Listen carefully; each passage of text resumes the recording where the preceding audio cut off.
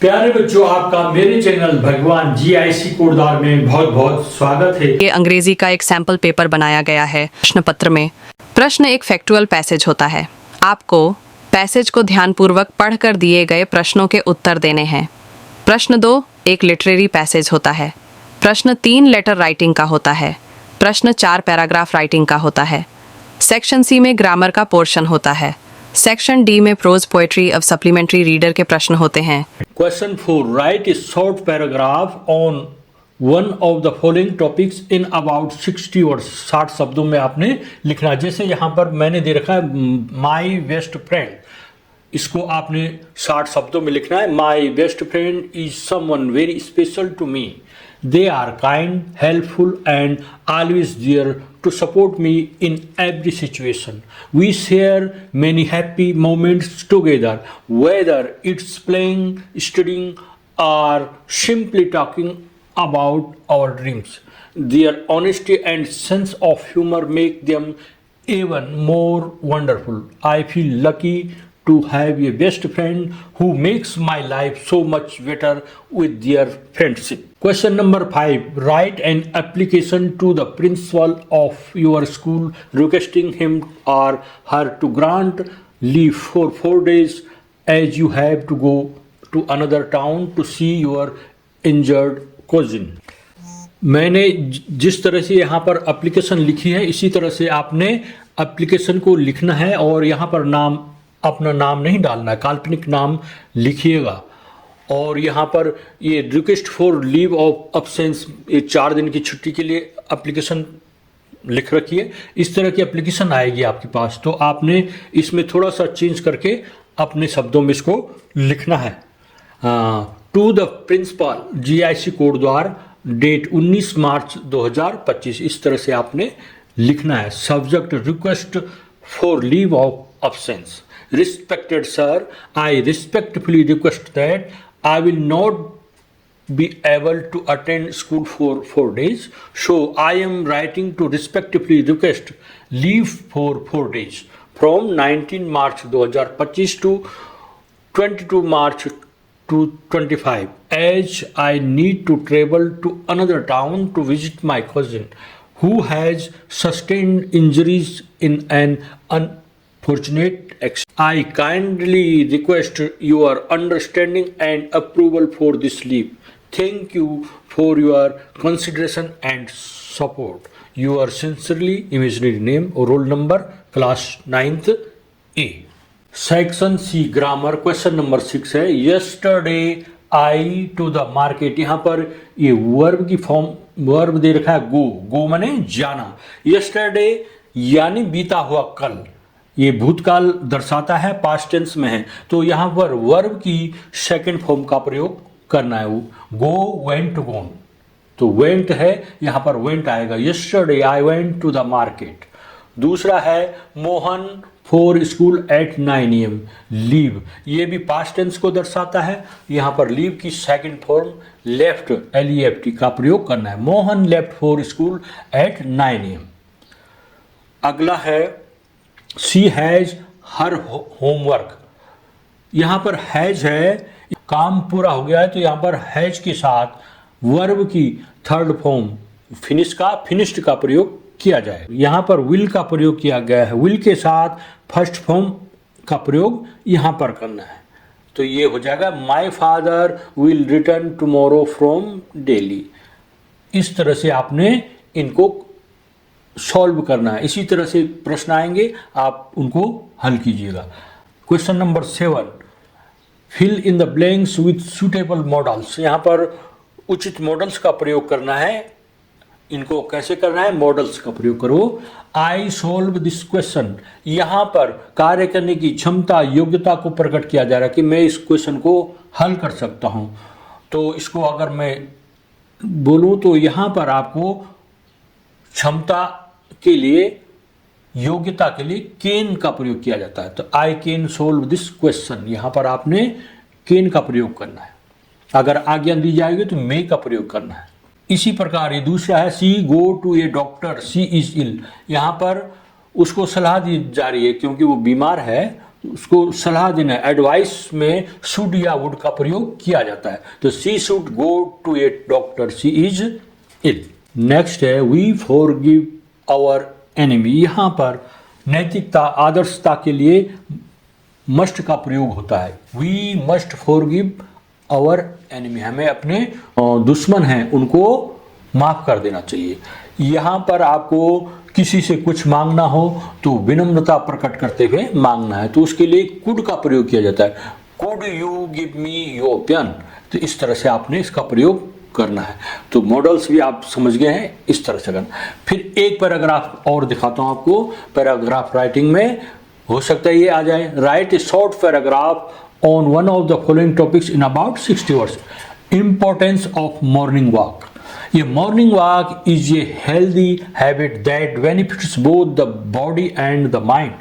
Walking in the fresh morning air refreshes us and fills us with energy for the day ahead.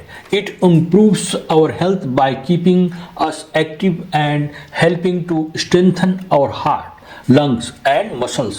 ये morning walk also allows us to connect with nature and enjoy the beauty of sunrise, chirping birds and greenery, which brings peace to the mind. It is simple yet powerful way to stay fit and happy every day. Question number 8. Complete the following using clauses given in the boxes below. When my brother will come, when he reached the station, which was difficult. ये 3 दे रखे clause, आपने यहाँ पर उनका प्रयोग करना है ABC में। I do not know the time, यहाँ पर टाइम या समय हो तो when से शुरू होने वाले क्लॉज को आपने लिख देना है। I do not know the time, तो यहाँ पर लिखोगे I do not know the time when my brother will come. तो इस तरह से आपने इसका प्रयोग करना है। बी में द ट्रेन हैड लेफ्ट, यहाँ पर भी ट्रेन है जा रही है आ रही है तो समय का बोध हो रहा है, तो इस यहाँ पर भी आपने व्हेन वाले क्लोज को देखना है। तो दूसरा क्लोज है when he reached the station, और स्टेशन से भी आपको पता चल जा रहा है ट्रेन के बारे में कहा गया है, तो आपने इसको इस तरह से लिखना है the train had left when he reached the station. अब लास्ट छूट गया है, इसमें he had to perform his duty which was difficult, ये भर देना है। Question number 9, change the following sentences into passive voice. I help the old man, ये है एक्टिव वॉइस में है, आपने इनको पैसिव वॉइस में बदलना है। ये बहुत सिंपल होते हैं। इसमें आप देखिए इसका स्ट्रक्चर, ये सब्जेक्ट होता है, बीच में ये वर्ब होता है, उसके बाद ऑब्जेक्ट होता है।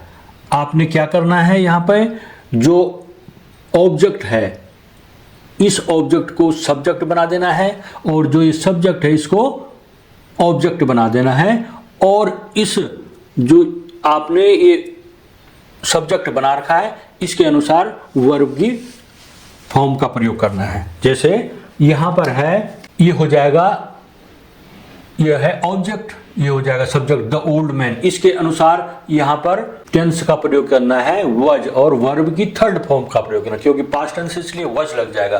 द ओल्ड मैन वज हेल्प्ड, और यहाँ पर बाय का प्रयोग किया जाता है इसको जोड़ने के लिए, जो ऑब्जेक्ट को जोड़ने के लिए, बाय मी, आई का हो जाएगा मी। बस इसको आप समझ गए, इसी तरह से सबको करना है आपने। He was eating a mango, tense का ध्यान रखना है, यहाँ पर ये ऑब्जेक्ट है, ये मैंगो वाज बीइंग, ध्यान ये रखना है जब कंटिन्यूअस टेंस हो तो आपको बीइंग का प्रयोग कर देना है, और वर्ब की थर्ड फॉर्म। तो ये हो जाएगा, ये मैंगो वाज बीइंग, ईट का ईटन, ये जो ING है या बीइंग हो गया यहाँ पर, ठीक है, ईट का ईटन, और बाय का प्रयोग करना है, ही की जगह हिम का प्रयोग कर देना। ये mango was being eaten by him। C में देखिए father has written a letter, तो ये ऑब्जेक्ट है, ये हो जाएगा ए लेटर, यहाँ पर हैज है तो इसको इसके आगे बीन और लगा दिया जाता है, तो वर्ब की थर्ड फॉर्म होती है यहाँ पर भी, तो ये हो जाएगा ये लेटर हैज बीन रिटन, और बाय लगा देना है, फादर का फादर ही रहेगा, ये letter has been written by father. D में देखिए सी सिंग्स ए सॉन्ग। यहाँ पर आपको ये प्रेजेंट टेंस का, प्रेजेंट इंडेफिनिट टेंस का वाक्य लग रहा है, सेंटेंस लग रहा है, ठीक है। आपने ये जो ऑब्जेक्ट है इसको लिखना है, ये सॉन्ग और प्रेजेंट इंडेफिनिट का है तो यहाँ पर इज एम आर का प्रयोग करना है, तो इज का प्रयोग होगा। ये सॉन्ग इज वर्ब की थर्ड फॉर्म, सिंग का संग हो जाता थर्ड फॉर्म, तो ये सॉन्ग इज संग बाई और सी का हो जाता हर। इस तरह से ये पैसिव वॉइस बदलना आपको अच्छी तरह से यहीं पर आ गया होगा, तो आपने इसका प्रयोग परीक्षा में करना है, ये जरूर आएंगे परीक्षा में। Question number 10, change the following sentences into indirect speech. The teacher said the earth is round, he said to her I am waiting for my sister. ये भी परीक्षा में अधिकांशतः पूछा जाता है, इनको करने का तरीका देख लीजिए। यहाँ पर है the teacher said the earth is round, ये यूनिवर्सल ट्रूथ यहाँ पर कहा जा रहा है, तो इसका when converting direct speech into indirect speech we check if the sentence is a universal truth और fact. Since the earth is round is universal truth, we don't change the tense. इस टेंस को हमने change नहीं करना है, तो indirect में हो जाएगा the teacher said that the earth is round. यहाँ पर सेड के बाद दैट का प्रयोग कर देना है, तो ये हो जाएगा the teacher said that the earth is round. यहाँ पर कुछ चेंज करने की जरूरत नहीं है आपको, जब यूनिवर्सल ट्रूथ वाली बात हो। Next, he said to her I am waiting for my sister, इसको आपने यहाँ पर करना है he said to her I am waiting for my sister. Said to को आपने टोल्ड में बदल देना है, ठीक है। और adjust the pronoun, I becomes he and my becomes his to match the speaker's perspective. उसके अनुसार हमने इनको आई को बदल देना है ही में और माई को बदल देना है हिज में। तो इस तरह से ये हो जाएगा।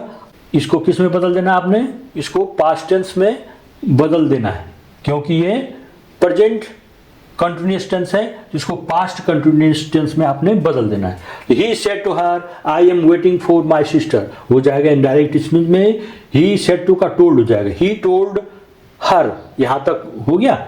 इसके बाद यहां पर दैट का प्रयोग किया जाता है, आई का ही हो गया, ही वॉज वेटिंग फॉर, और माई का हिज सिस्टर। इस तरह से इन दोनों को आपने अभ्यास कर लिया है। इसी तरह से और भी आएंगे तो आप उनको हल कर सकते हो। आपको अगर सेम नहीं आ पाया तो कुछ न कुछ प्रयास करिए, लिखिए, आपको अवश्य अंक मिलेंगे। Question 11, rearrange the following words and phrases to form meaningful sentences. यहाँ पर इनको वाक्य को, यहाँ पर वाक्य में शब्दों के क्रम बदल दिए गए। जो सेंटेंस होता है उसको आपने ठीक लिखना है, पहले सब्जेक्ट होता है, फिर वर्ब होता है, फिर ऑब्जेक्ट होता है, उसके अनुसार आपने लिखना है। यहाँ पर ये सब्जेक्ट है मून, ये ठीक है।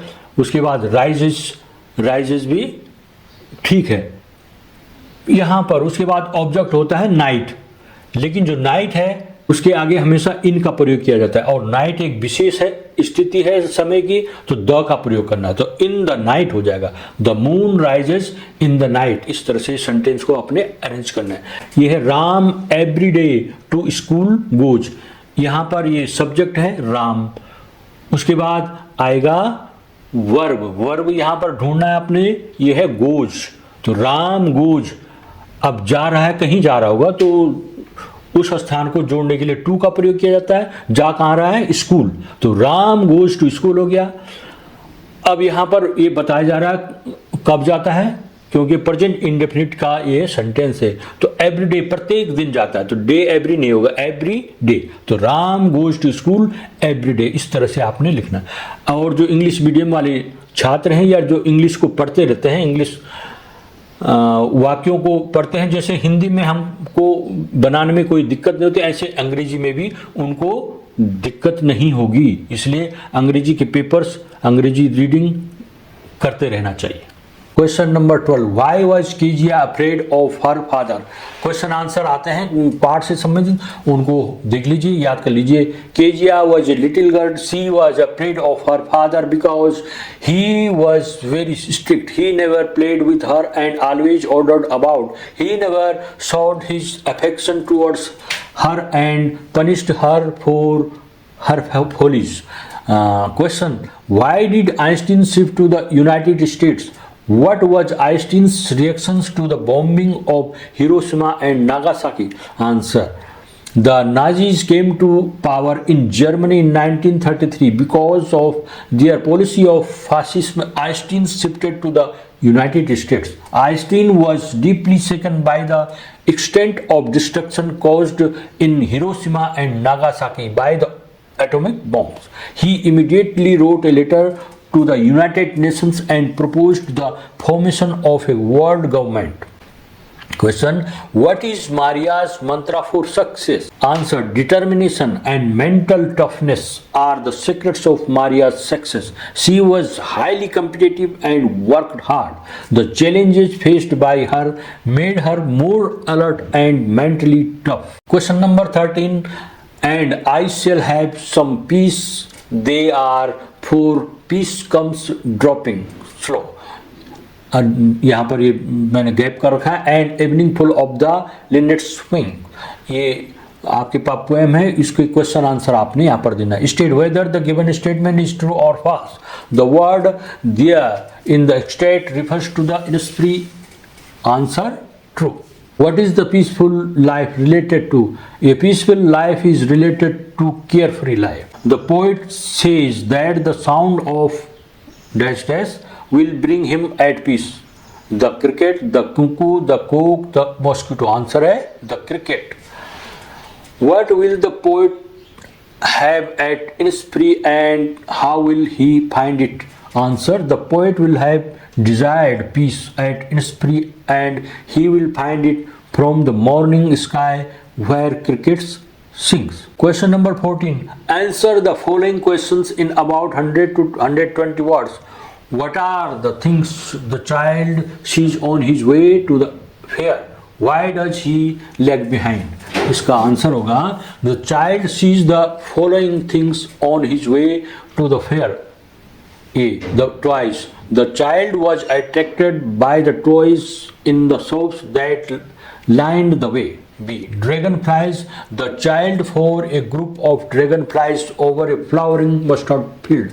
The child followed them in the air with his gaze. One of them would still its wings and rest, and the child would try to catch it, but it would go fluttering, flapping up into the air. Question number 15. Toto was a pretty monkey. And in what sense is Toto pretty? Answer, Toto had bright eyes which sparkled with mischief beneath deep set eyebrows. His teeth were purely white and were often displayed in a smile. His fingers who are quick, and he had long tail which served as his third hand. All these features lead the author to say that Toto was a pretty monkey.